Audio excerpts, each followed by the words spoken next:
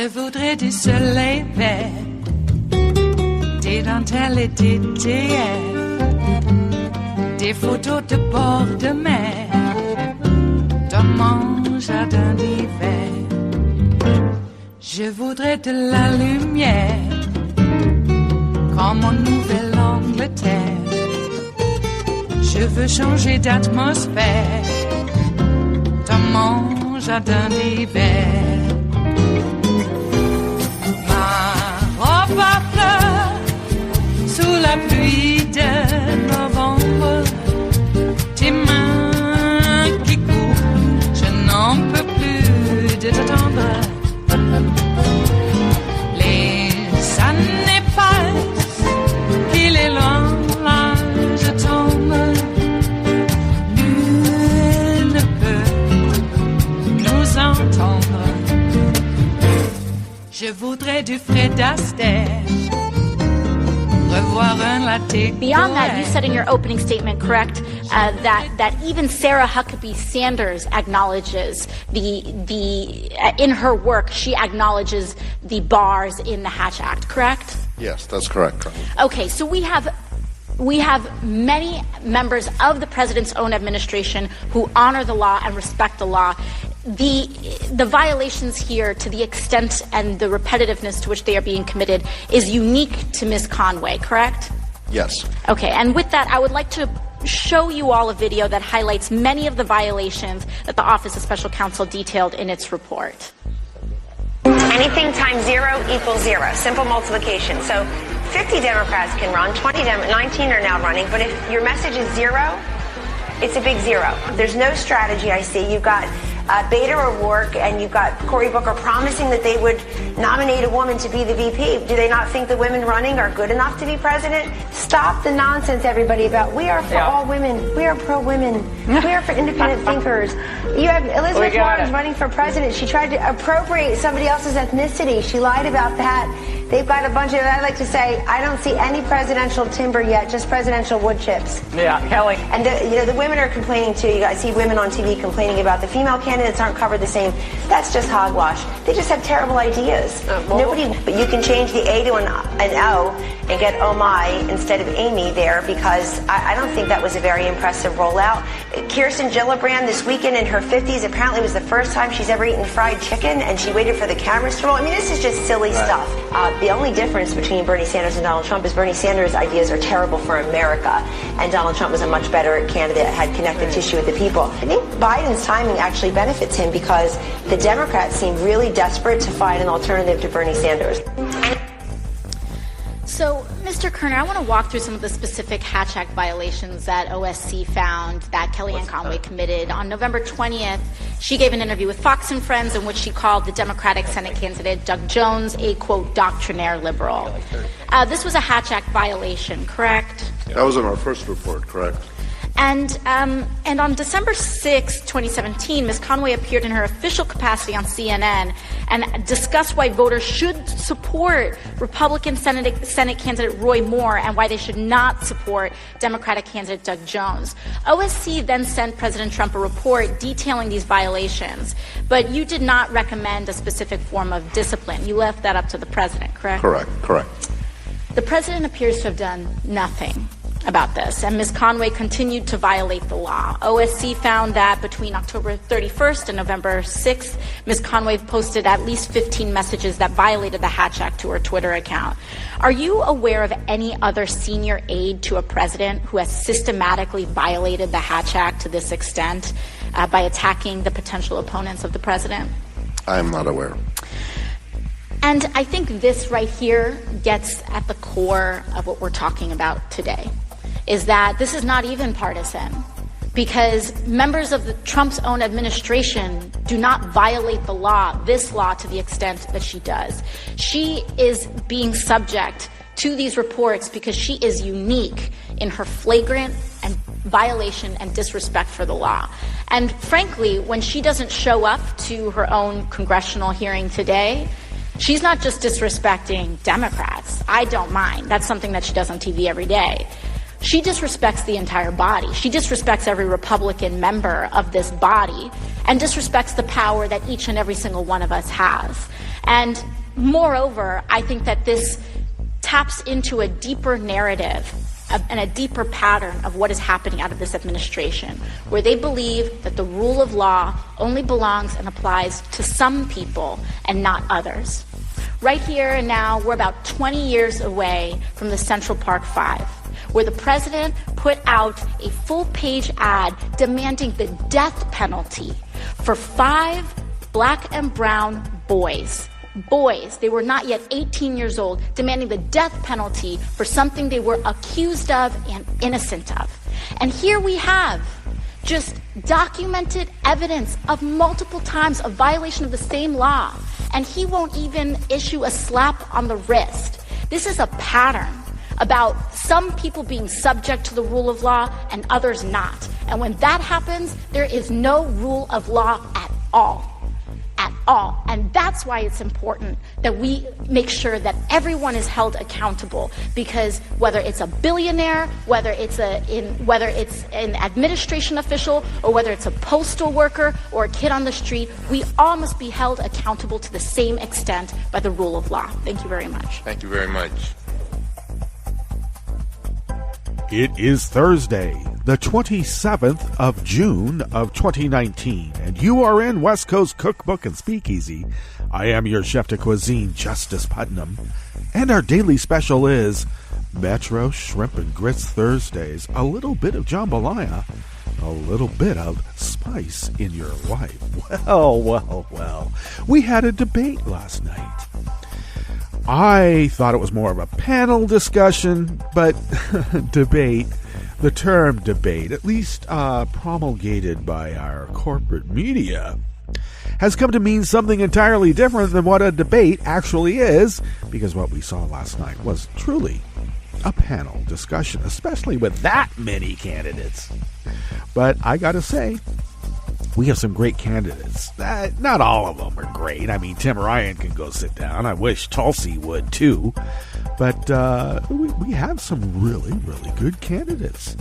And each and every one of them would be wonderful in the Senate or as a member of the administration of whoever is the Democratic candidate who wins the presidency. Of course, we do have Donald Trump, who is laying the foundation for a 7,500-year reign. What is this guy talking about? Does he know something about cryogenics that we don't? Because, my God, 7,500 years is a long time for a guy in his health to reign. That's all I'm saying. So, Donnie, something's happened with that Propecia, and I'd be careful from here on out. He won't listen to anybody. He doesn't listen to anybody, and he never has. Ever. I'm sure he listened to Roy Cohn, but did he really? I don't know. He took some of the Cohn strategy and demeanor persona and integrated it into, well, his already inflated sense of entitlement. And now we have a Donald Trump, the harbinger of hate, the rich bully boy coming to, I don't know. This guy is Bernard in Billy Jack. Let's remember this. So all you MAGA hatters out there, you Colt 45 Trump bros who say, oh, Billy Jack, that's my favorite movie. You never identified with Billy Jack. You identified with Bernard. And what happened to Bernard didn't turn out so well now, did it? It didn't. Even when Billy Jack went to Washington. Jeez. Well, so we had the debate, and I don't know who rises to the top. Julian Castro had some great answers, and I love his approach, and I got to tell you, his politics and platform is right there. Elizabeth Warren, of course, has a plan for that, everything. And I like that. Of course, we didn't see all of the candidates because there's another debate tonight. Now, I am not endorsing any particular candidate yet. It's just started. I like Kamala. I've always liked Kamala. I like Elizabeth Warren. She's fine. I like them all. I mean, even Joe. I like him a little bit. But not for president. Okay, let's be clear. I like other candidates much more. So I'm starting to do the little shakeout. Tim Ryan, no way. Tulsi Gabbard, double no way. But the rest may not rise to presidential timber now, but we have a field of politicians on our side who are knowledgeable, humane, which is very, very important, I think, to our side. We don't look at having humanity as a weakness. It's a strength. And admitting a wrong and stepping down when the time has come for you to step down. Not promulgating the idea of a 7,500-year reign. What is that? I mean, we even have Lindsey Graham whining, after looking at those Democrats, Trump's third term looks a lot better now. Yeah, this is a guy who swore to uphold the Constitution. No, the only thing he swore, and the only Constitution he swore to, was his own Constitution. And when he gets up, to take care of it every morning. That's the only thing he is dedicated to and sworn to uphold and defend. Lindsay's got to go. Lindsay, resign. What's on the rest of the menu here in the Bistro Cafe of West Coast Cookbook and Speakeasy? Well, of course, at the top, that was AOC. I call her Alexandria Ocasio-Cortez. What's with the AOC? No one can say Alexandria Ocasio-Cortez. Well, she did bring the receipts to the Hatch Act hearing, and Kellyanne... Kellyanne might think this is a cat fight. No, this is oversight of our government by sworn, duly elected officials who are tasked to provide, conduct, and decide upon what that oversight has sought and found. Kellyanne, no one is innocent. No one. On the rest of the menu in the Bistro Cafe, Trump said it's none of your business if he talks about election meddling with Putin. Yeah. It's called, what is it called now? Complete, it's all part of the executive overreach, executive privilege, the dominant executive. Sounds like a king. And actually, it sounds like something more than a king. The National Rifle Association is forced to shut down its failing TV network as the organization goes broke. See what happens when you've accepted so many of those Russian rubles for so long?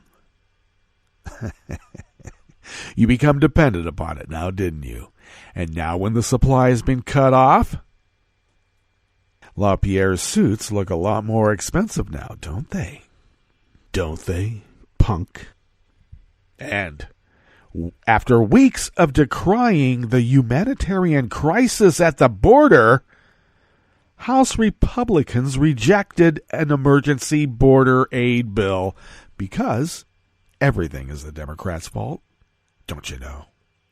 After the break, we move to the chef's table, where Israel is experiencing unexplained GPS disruptions in its airspace, but measures are in place to allow safe landings and takeoffs at its number one international airport. So at least they got that going for them. And defying a government ban, the rescue ship Sea-Watch entered Italian waters with 42 rescued migrants aboard. All that and more on West Coast Cookbook and Speakeasy. Bon appetit.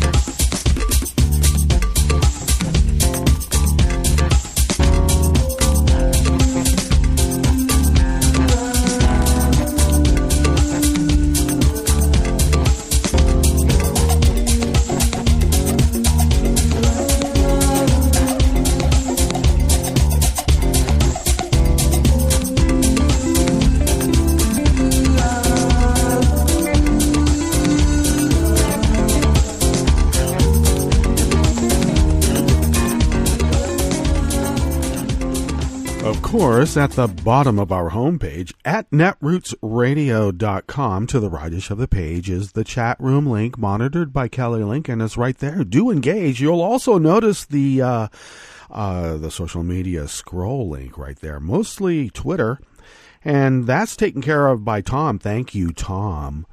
We appreciate that.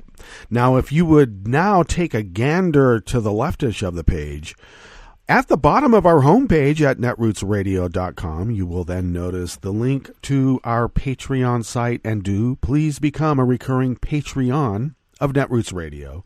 That recurring contribution goes a long way to help us pay our bills, accumulate the funds that we are really requiring right now to acquire, so that we can purchase newish machinery in which to keep this endeavor of resistance radio resisting for, well, it's been 8 years now. And that has been because of your great generosity, and we are so greatly appreciative of it. Thank you so much. If you would like to follow me on Twitter, you can do so at Justice Putnam. And if you wanted to follow us on the show, the station, do it at Netroots Radio. As I mentioned, Tom takes care of that. I also post the show notes and links diary on Daily Codes about 10 minutes before showtime, and then scramble to put the links up on social media during the period of time that we call the scramble period. Follow the show on Twitter at Cookbook West, and pick up podcasts by way of Spreaker, Stitcher, TuneIn, iHeart, YouTube, iTunes, and wherever fine podcasts can be found. As I like to mention also, mixed in with every single podcast in the world, we're in the W's, West Coast Cookbook. And Speakeasy, don't forget about that. Because tomorrow, it's going to be Blue Moon Spirits Fridays. Which reminds me, I should make another programming note here. Over the weekend, we'll have a mix of regular programming and, well, we'll call it a holiday programming of sorts. On Sunday, we're having a big celebration of life for my late son, Israel Jackson Putnam, known professionally as Izzy Mac, and that was short for Izzy Makini. And so it looks like several hundred of his closest friends are going to be at this event, and they put it on for us, and I am forever grateful to that group of close friends of Israel who are putting this together. Thank you, Dawn and others. So Sunday that occurs. I'm not still quite sure if I'm going to be doing a Monday show. So I may be getting in too late in which to be able to put a show together and then do it in the morning. So that's still up in the air. Everything else will come off as scheduled. David's show will be in place and taken care of. I should be back late Sunday night. I'm just not quite sure if I'll be able to put a show together. But do be aware that over the weekend we will have a mix of our regular programming and other programming, because I won't be here to accept some files from some content providers, unfortunately, because they come late, and I try to be around to put them in.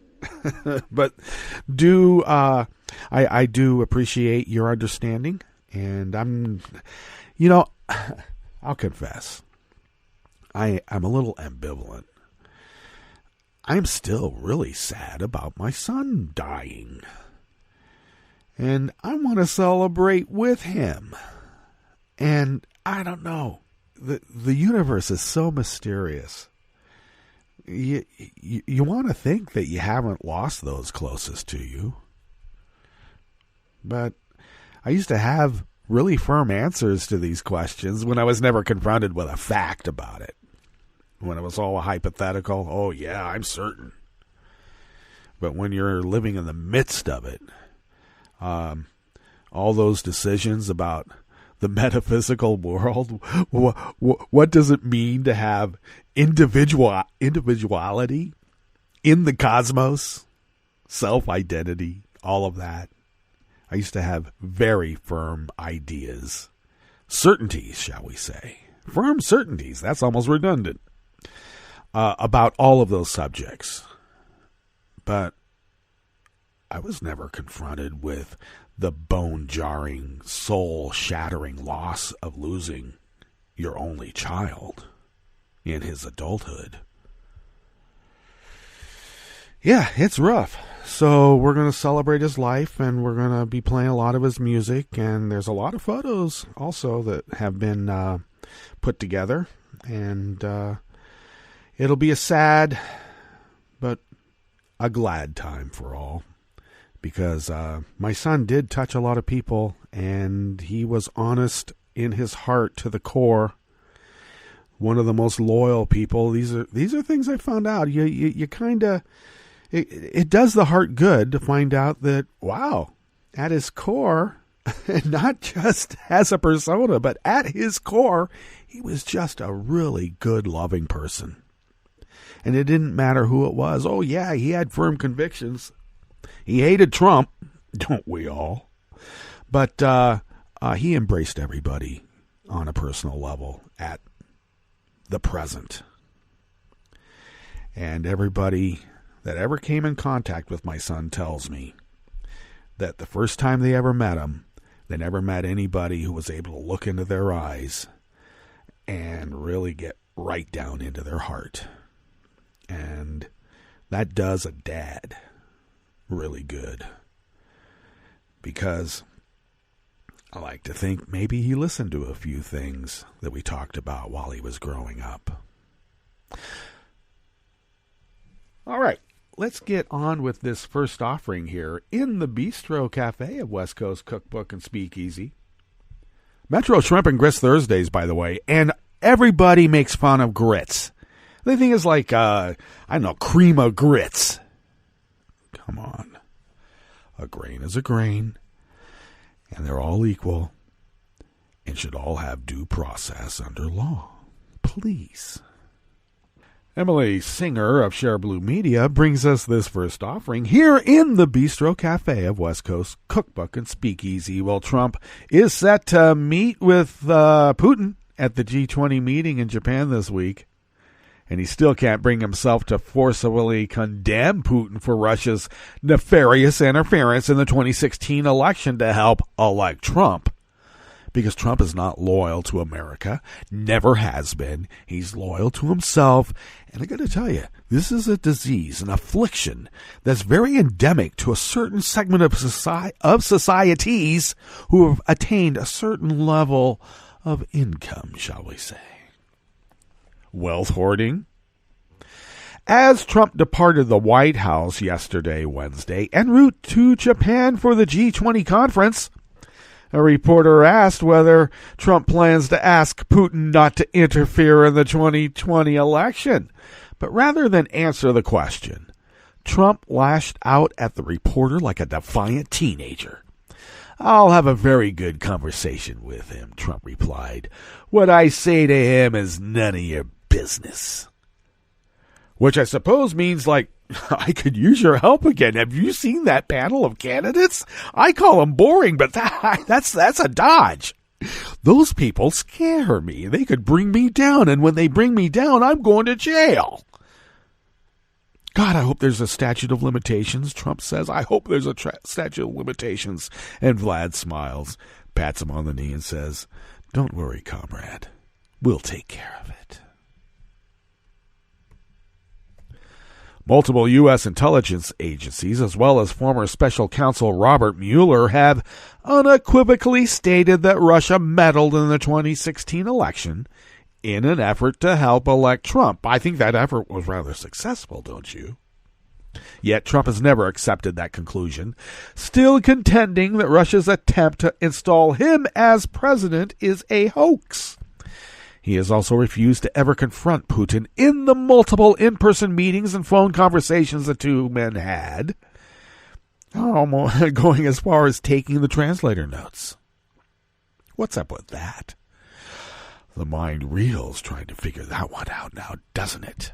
He has also held a disastrous summit with Putin in Helsinki, in which Trump refused to confront Putin for Russia's election meddling. And back in May, Trump had a 90-minute phone call with Putin in which Trump called the Russia investigation a hoax and did not stand up to Putin's attacks on American democracy.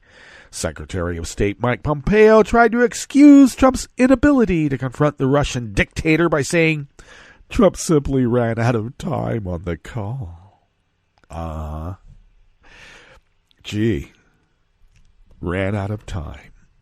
Given Trump's childish outburst yesterday, Wednesday, Americans who want to see Trump confront the hostile Russian leader shouldn't hold their breath. Trump acts like a tough guy, but as soon as he gets in a room with Putin, he turns into a feeble wind.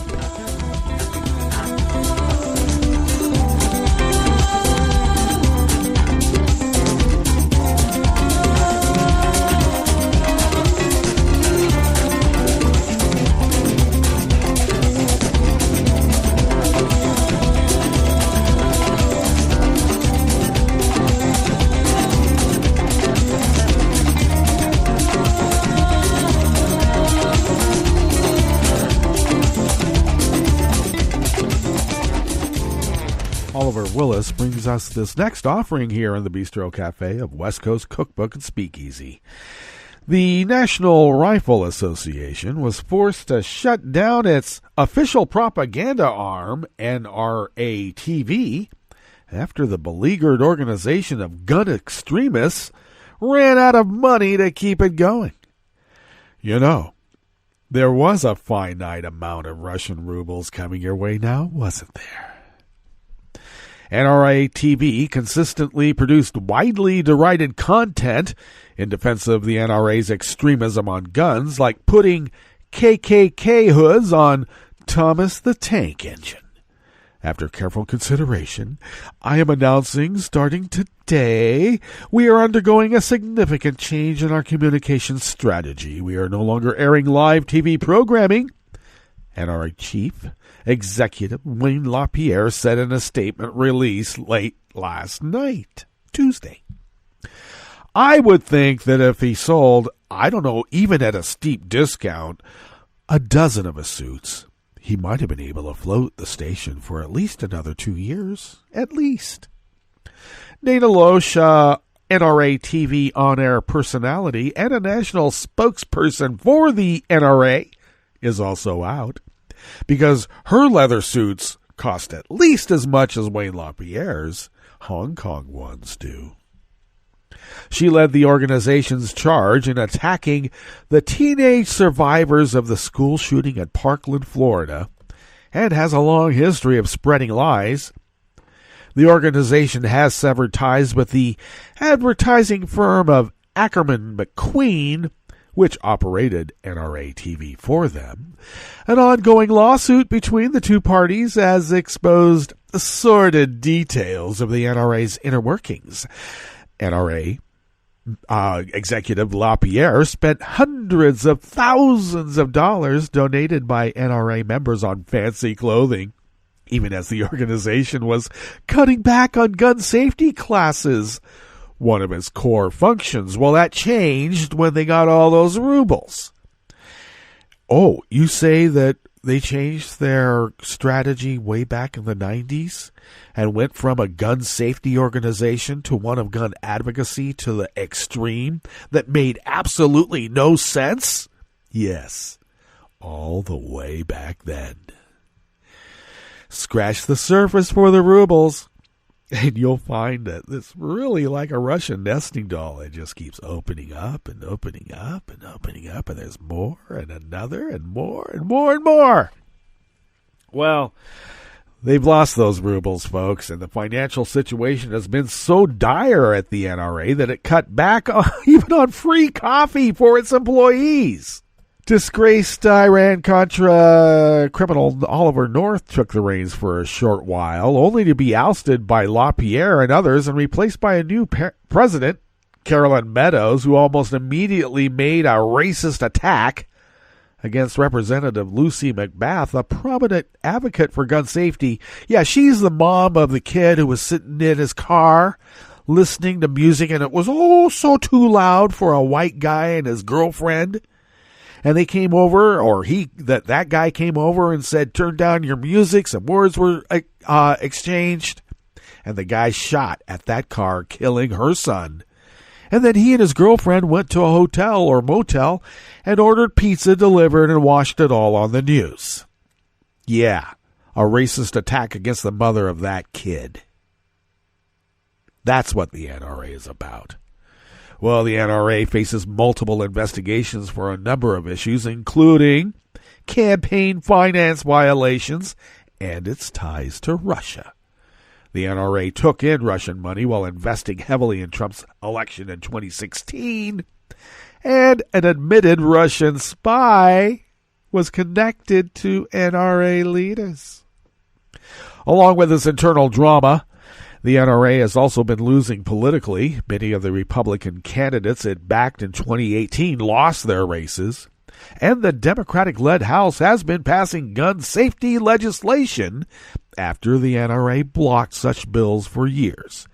Despite years of bloodshed in America's cities, towns, churches, and schools as a result of gun violence, the NRA has stood in the way of popular, common-sense reforms, probably because they were, at least, Russian dupes, at least.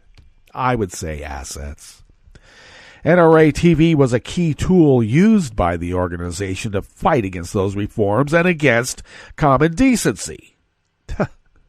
Well, of course, when a hostile foreign power takes over, you need some inside help now, don't you? Largely thanks to the NRA's ignorance and corruption, NRA TV is dead. Let us all offer our thoughts and prayers.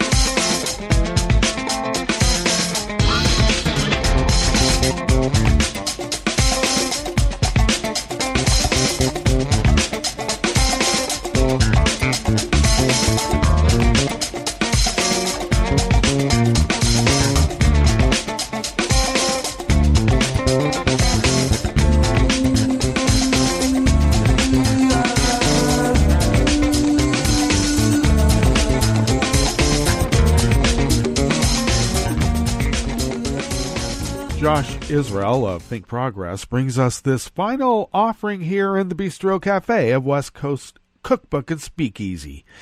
GOP lawmakers who demanded immediate action on the border now are accusing House Democrats of playing politics. Yes, the party of obstruction accuses the Democrats of playing politics to fund toothpaste blankets and, soap for babies held in icebox baby gulags on the border. That's playing politics, folks. Despite labeling the current situation at the southern border a humanitarian crisis, 191 members of the House Republican caucus on Wednesday night, that was last night, voted against a $4.5 billion emergency aid package meant to provide proper care for migrants being held in horrific conditions inside U.S. detention facilities. They're concentration camps, but I understand the journalistic quibbling here. I understand. Well, the bill eventually passed by a margin of 230 to 195. 195 Republicans said, they're not human beings. Look at their eyes. They're all going to grow up to be MS-13. That's what happens when you label people as the other. They become something less than human now, don't they?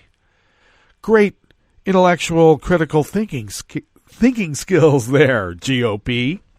Now, House Republicans for months demanded billions in emergency supplemental funding to address the massive border crisis, which is Trump's own making. But given a chance to address it, Republicans this week demurred.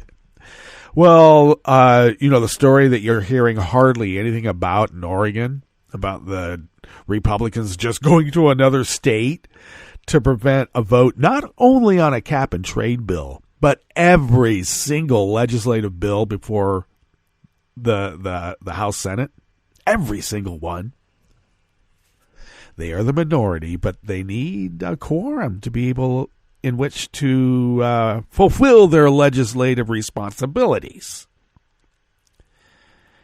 Every legislative bill before the Senate now is being held up because the Republicans refuse to take part, and they wield enough power to obstruct all of democracy, all of it.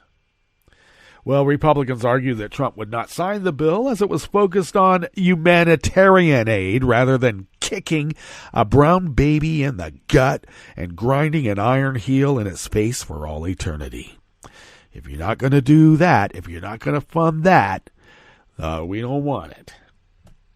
Democrats were pushing partisan bills to score political points and avoiding doing the hard work of actually making law, GOP Rep Tom Cole said Wednesday night. Passing a partisan bill through this chamber won't solve the problem. A partisan bill. Humanitarian aid is considered partisan now. Now, of course, since this bill did pass in the House, in spite of 195 GOP members voting against it, it does go to the Senate chamber. You know, the place run by Grim Reaper Mitch McConnell. The place where democracy goes to die. All right, let's get to our break. And when we get back from that break, you know we're going to go through weather from around the world, and we're going to finish up with the stories that we have curated for you today. You are listening to West Coast Cookbook and Speakeasy, and we will be right back. You are listening to netrootsradio.com. Please hang up and try again.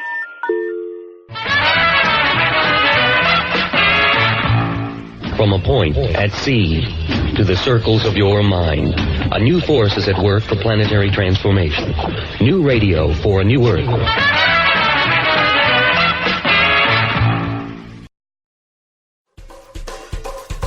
This is Scientific American's 60-Second Science. I'm Christopher Intagliata. Humans can spread disease by sneezing, but less well known is the wheat plant's ability to do something strangely similar from its leaves. It's basically analogous to a human sneeze in terms of you have this very fast and sudden expulsion of droplets that contain the disease or pathogen inside of it, and they kind of get thrown away from the surface. Jonathan Barrico, a mechanical engineer at Virginia Tech.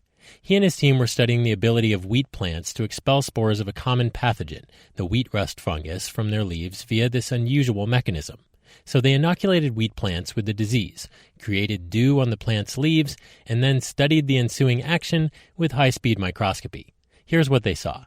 The leaves are extremely hydrophobic, meaning water beads up to minimize contact with the surface. And when two or more drops touch, energy gets released in the form of a catapulting action, which sneezes the droplets into the air several millimeters above the leaf surface. The droplets can then be picked up by light breezes, or simply fall and spread to other plants.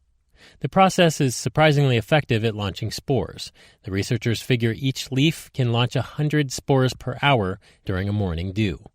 The results and photos of the jumping drops are in the Journal of the Royal Society interface. Next, Barrico and his team want to see what happens if they spray stuff on the leaves that changes the way dew forms. So if we change the wettability of the leaves so they're no longer super hydrophobic, now the dewdrops will be unable to jump when they grow. They just sort of will cling to the leaf surface and not be jumping anymore. Such treatment could perhaps put a stop to wheat sneezes and slow down the transmission of disease. Thanks for listening. For Scientific American's 60-Second Science, I'm Christopher Intagliata. This program is presented by the Centers for Disease Control and Prevention. Pools, water parks, and other recreational water venues are popular places to relax and stay cool, but they can be sources of serious illness. Since 2000, nearly 500 outbreaks have been reported at recreational water venues in the U.S., resulting in over 27,000 illnesses and 8 deaths. Most were caused by parasites, bacteria, viruses, or certain chemicals in the water. Parents with young children who have diarrhea should not allow their children to swim or play in the water. In addition, bathers should check the inspection scores of pools and water parks and can conduct mini inspections using test strips before getting in the water. A few simple precautions can allow you to share the fun, not the germs. Thank you for joining us on A Minute of Health with CDC. For the most accurate health information, visit cdc.gov or call 1-800-CDC-INFO. Hi, it's Tom. Could we humbly suggest your donation to netrootsradio.com? All we've got to run this 24-hour powerhouse of progressive resistance radio is what comes out of our own wallets. And you are our biggest donor. And it doesn't take much, $3, $5. Just go to the bottom of our netrootsradio.com page and hit our secure donate button. Heck, you can even make a recurring contribution, and you'll get a wondiferous pair of Netroots radio stickers for application to your backpack, your bumper sticker, or your banjo. Well, it's up to you which backpack you want to put it on. So donate what you'd like at the bottom of our netrootsradio.com's homepage, because you are our biggest donor. netrootsradio.com. Together, we are Resistance Radio.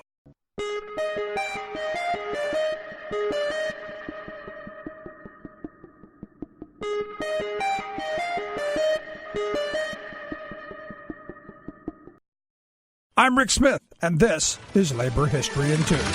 On this day in labor history, the year was 1993. That was the day that A.E. Staley locked out 763 workers at their corn processing plant in Decatur, Illinois. Labor management relations grew increasingly hostile, with foreign-owned Tate Lyle's decision to bring in new managers. The new management ordered workers to disregard safety regulations. An OSHA investigation found an astonishing 298 violations at the plant, triggering more than $1.5 million in fines. Despite the fines, worker safety concerns persisted. Management proposed a new contract designed to destroy grievance rights, seniority, and worker safety. Even worse, workers would be required to work 12-hour shifts. They would have to be available both night and day shifts at management's whim. 96% of the workers voted to reject the contract. In response, the company locked the workers out of the plant. The locked-out workers were replaced with scabs. As the lockout wore on month after month, and in the face of the employer's refusal to negotiate, the workers had to rely on one another to stay strong. They went door to door throughout Decatur to inform the public about what was happening.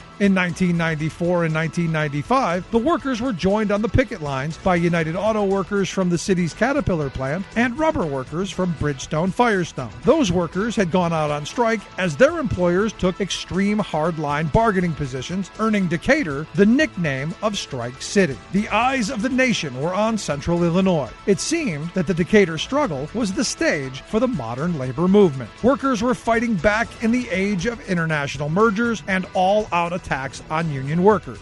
3 days before Christmas in 1995, however, the National Union settled the strike, leaving many of the workers angry with the settlement that took their voice away. Labor History in 2 brought to you by the Illinois Labor History Society and The Rick Smith Show.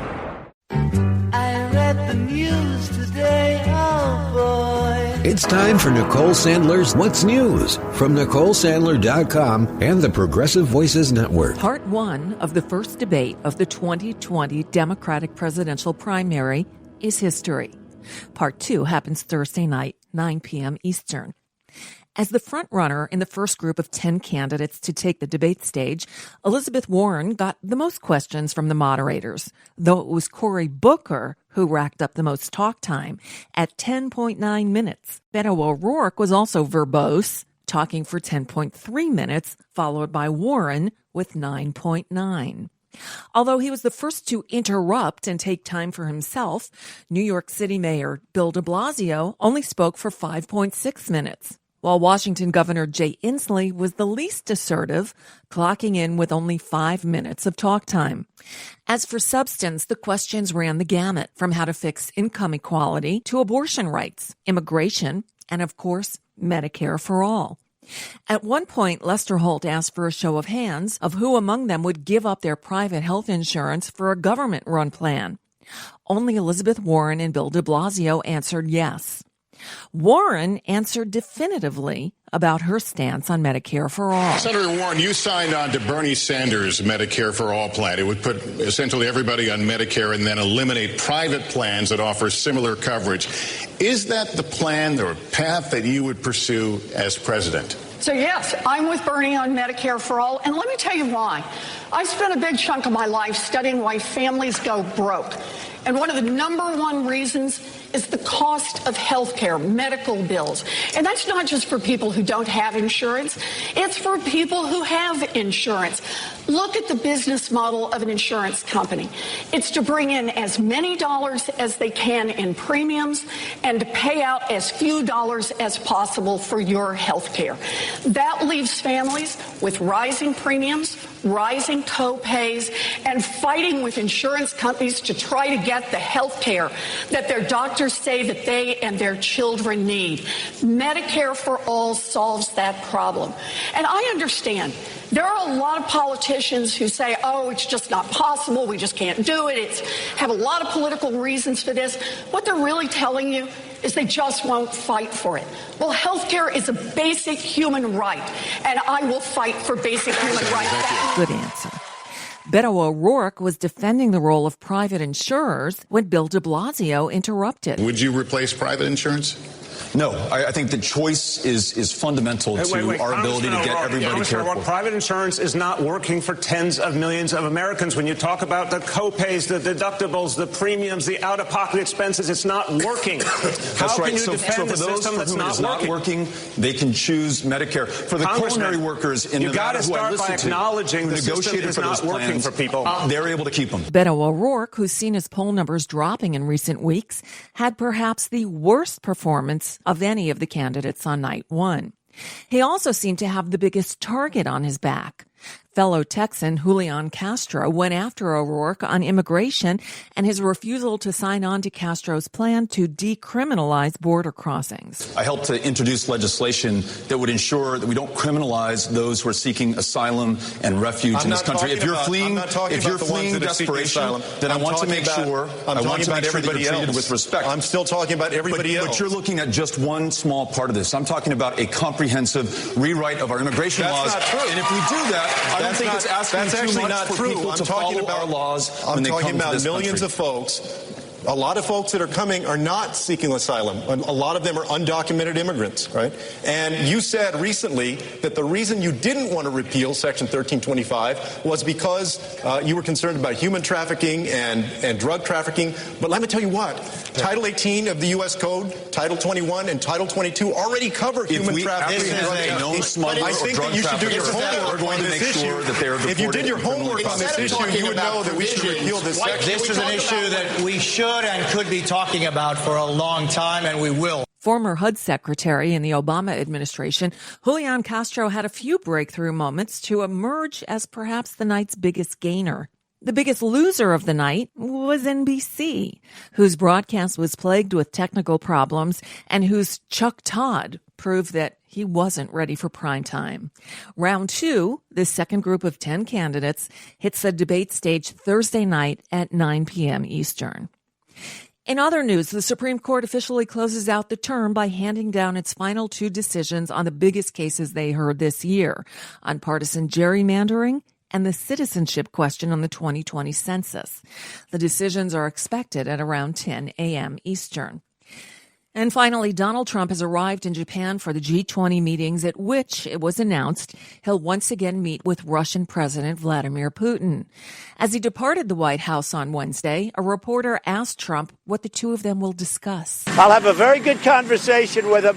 What I say to him is none of your business. Go ahead. Actually, it is absolutely that reporter's business. I got good And that's just a bit of what's news for now. I'm Nicole Sandler. If you appreciate these reports and the Nicole Sandler Show, I hope you'll consider making a contribution. My work is 100% listener supported, and I can't do it without your help. Find out more at NicoleSandler.com/donate.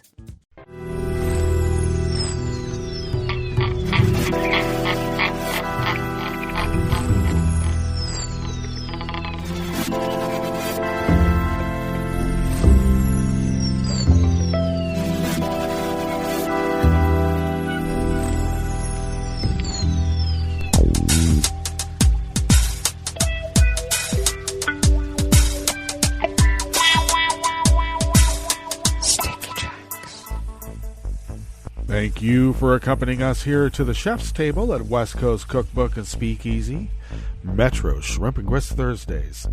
We always begin weather from around the world along the banks of the Rogue River and the Rogue River Valley of Southern Oregon on the west coast of the continental United States of America, where it is currently 54 degrees Fahrenheit, slated for only a high of 75, only because this is Southern Oregon. Mostly cloudy conditions today, partly cloudy throughout the day. Winds are currently out of the northwest and light and variable, a negligible 1 to 2 miles per hour. Picking up a bit later, not as stiff as it was yesterday. We had 15 to 20 mile per hour sustained winds yesterday with gusts well over 50. Ouch. And it did bring a smattering of rain. I didn't hear any thunder and did not see any lightning, but there was some rain, enough to, well, the gardens liked it, and so did the lawn. So winds will be out of the west-southwest in a couple of hours at 5 to 10 miles per hour. Possibility of a scattered thunderstorm and rain squall throughout the day and throughout the night. Winds will be out of the north-northwest tonight and will remain so tomorrow, where they will decrease to light and variable, and the high should go back up into the low 80s, as usually is, though actually it usually is a bit warmer. Grass pollen remains high, though not very high like it had been. The air quality index is actually much more in the good range at 10 parts per million, a bit down from what it has been, even though it's been in the good range. That daytime UV index remains very high at 9 in spite of our cloudy conditions. Barometric pressure is, it is holding steady at 29.86 inches. Visibility is up to 10 miles, and relative humidity is at 80%. Weather from around the world is brought to you by people's personal weather stations that they purchased. These people planted these purchased personal weather stations somewhere on their property, and these people positively live around the world. London is 75 and sunny. Paris is 81 and sunny, and they continue to have a heat advisory. Get out of town. Even though people leave Paris in August, it looks like they're going to have to leave it at the end of June, early July. Much earlier than usual. Rome is 96 and sunny, also with a heat advisory that, in this case, could shut down critical electrical infrastructure. Ouch. Kiev is 70 degrees Fahrenheit with a heavy thunderstorm. Kabul is 80 degrees and sunny. Hong Kong is 83 and partly cloudy. Tokyo is 79 degrees with rain. And they have a flood advisory, by the way, so take care in Tokyo. Sydney, Australia is 55 degrees and partly cloudy. San Francisco is 55, partly cloudy, with a wind advisory for small craft on the bay and offshore. And New York is 86 degrees Fahrenheit and sunny. And that is weather from around the world, brought to you by people's personal weather stations that they purchased. These people planted these purchased personal weather stations somewhere on their property, and these people positively live around the world.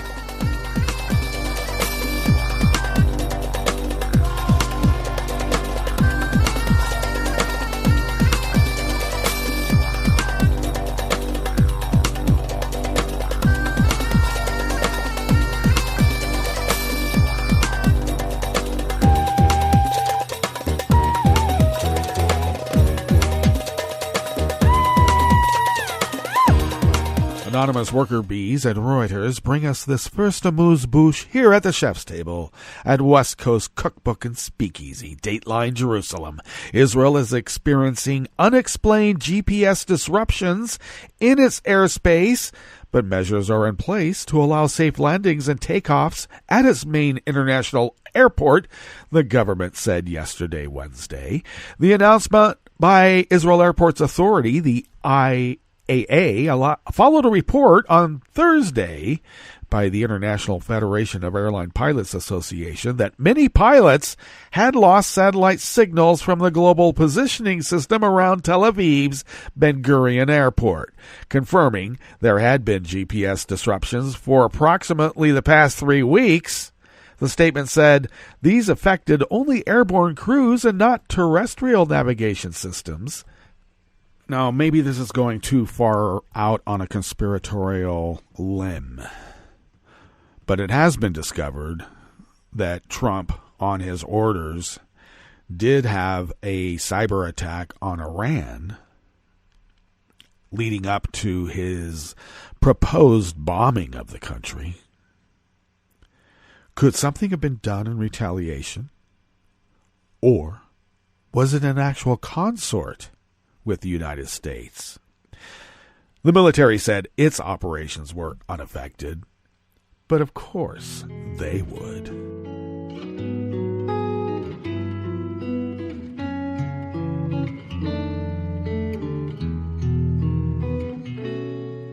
Je te donne ce mon amour pour la vie entière. La promesse de me trouver à tes genoux. Aussitôt que tu m'appelles, rester toujours fidèle. C'est tout, c'est tout. Je te donne tous mes printemps, mes étés de mer. Mes automnes, quand les feuilles tombent partout. Si ce n'est pas une bonne affaire, je te donne tous mes hivers, c'est tout. Guglielmo Mangiapane of Reuters, must be out of Italy, I think, brings us this final amuse-bouche here in the chef's table at West Coast Cookbook and Speakeasy. Now, in this reporter's opinion, I want to make clear the Italian government is a rightist government, bordering on the neo-fascist. Let's be very, very clear. Now, the charity ship Sea-Watch entered Italian waters with 42 migrants aboard, defying an order from Rome to stay away and provoking the ire of Interior Minister Matteo Salvini. Quite the rightist himself, I must add. The captain of the German-owned boat, which flies the Dutch flag, had decided to head to the island of Lampedusa because the situation on board was now more desperate than ever, the group said in a statement. It said Captain Carola Rackete felt the maritime emergency law permitted the ship to enter Italian waters. In his first reaction, Salvini did not mince words. They are not allowed to dock. I'm ready to send the police. This has broken my balls, Salvini said in a video statement. In a subsequent statement, he called the Sea-Watch an outlaw ship and said Rome had asked the Dutch government to assume responsibility for the migrants. Well, of course, Salvini would say this. He's a mini-me Trump. And for those of you here, especially in Oregon, who deny the existence of the neo-fascist rise across the world, yeah, live in your little hamlet. Finger your little gun. And keep it up. All right, that brings us to the end of our broadcast period for the day. But you do know that Netroots Radio is going to broadcast on. We're going to meet up tomorrow for Blue Moon Spirits Fridays, as I mentioned before. So do stay tuned to Netroots Radio all day and all night for all the breaking news as it breaks. And we'll meet up here tomorrow, right here, in West Coast Cookbook and Speakeasy. Bon appetit.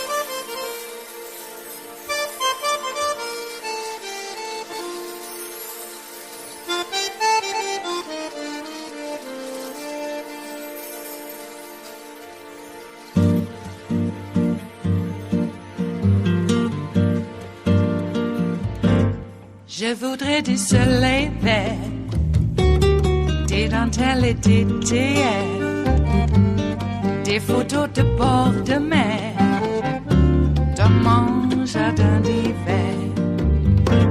Je voudrais de la lumière, comme en Nouvelle-Angleterre. Je veux changer d'atmosphère, dans mon jardin d'hiver.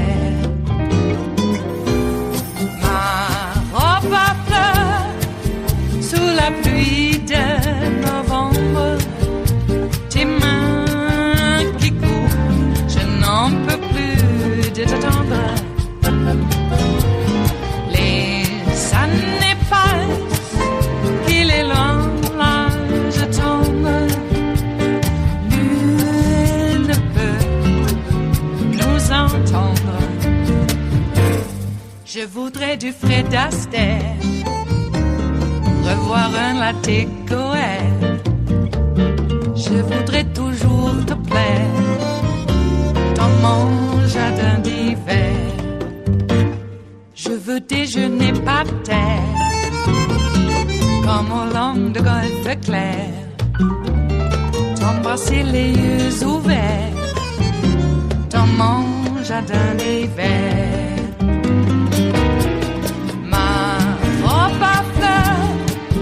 Sous la pluie de novembre, tes mains qui courent, je n'en peux plus de t'attendre.